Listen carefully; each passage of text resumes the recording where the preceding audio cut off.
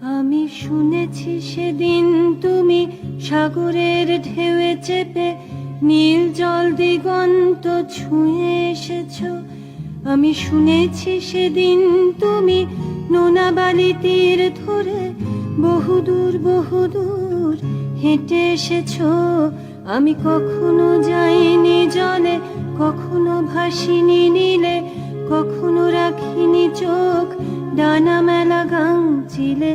আবার যেদিন তুমি সমুদ্র স্নানে যাবে, আমাকেও সাথে নিও, নেবে তো আমায়, বলো নেবে তো আমায়।